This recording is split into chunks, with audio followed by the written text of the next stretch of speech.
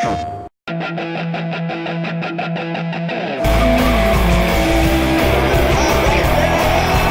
I'm Tanner Foust at the World Drift Championships, and I'm going to show you how to drift in Gran Turismo.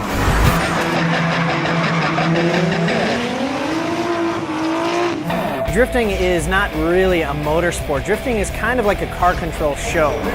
It's cars sliding sideways around a 5, 6, 7, 8 turn course, getting within inches of certain prescribed points of the track that the judges give them. Make them think you're going to die and then somehow survive the run, and you get a good score. The sport of drifting requires the car to go very fast while it's sideways. In order to really start a drift, it's important to break grip on the back tires, purposefully inducing an oversteer but not letting it get so big that you spin out. So you kind of are balancing the car between spinning out and then normal driving. And it feels like you're sort of floating around the racetrack. It's very cool. I drive the Rockstar AEM 350Z in the Formula D series.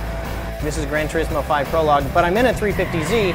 It feels a lot like my drift car, and I'm kind of practicing some of the drift techniques that I would use in my competition car, and I gotta say, it's pretty mind-boggling to me how realistic it is.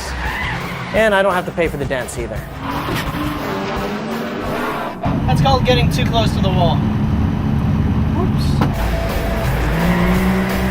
I think I want to change the setup of this car, maybe to match my competition car, because I've learned a lot in 3 years of drifting the 350Z and what it's good at and what it needs in order to be a good drift car. I like to run with the driving physics on professional. I like to run a manual transmission so that if you do hit the rev limiter, it doesn't automatically shift up. The active stability management is good to start out with, but if you want to slide the car around, shut that off. Traction control, sorry, gotta kill it. And then we've got some pretty sticky tires. The racing tires are much stickier than the sports tires. So we'll go down to the sports tires just to make it a little bit easier to slide this car around. Then you can actually go into some real driving options and fine-tune the suspension. And this is extremely important if you're drifting a car. One thing that we've learned in the last 3 years of drifting a 350Z is that it's very important to have a little bit of toe-in the rear and to have a slightly softer suspension in the rear of the suspension also. So it's kind of cool that you can do that with this particular game.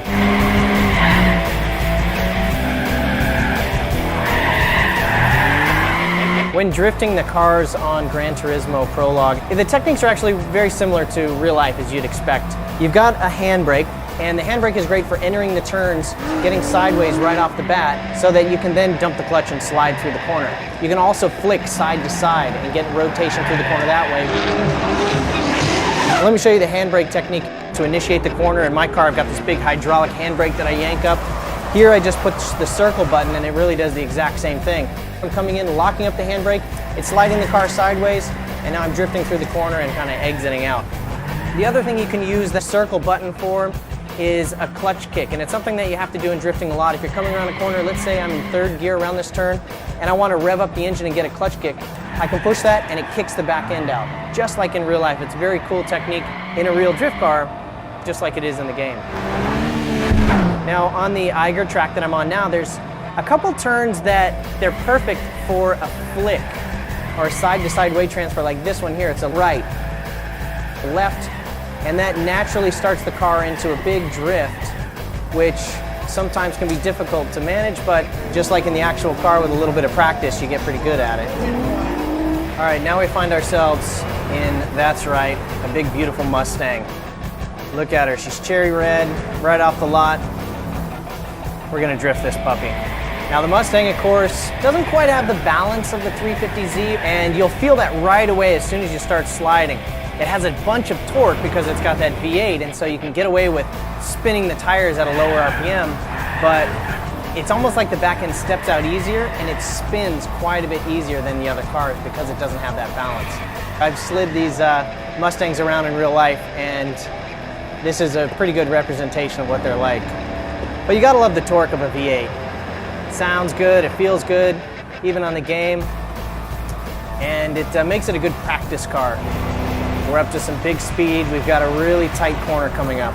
The braking still has to be done very early, and then you can hit the handbrake at the last minute, grab a gear, and spin out and wave to the fans. How embarrassing. That'd be a 0 run for me right there. Kind of like riding a moped. Kind of fun, but You just don't want other people to watch you doing it. Yeah, buddy.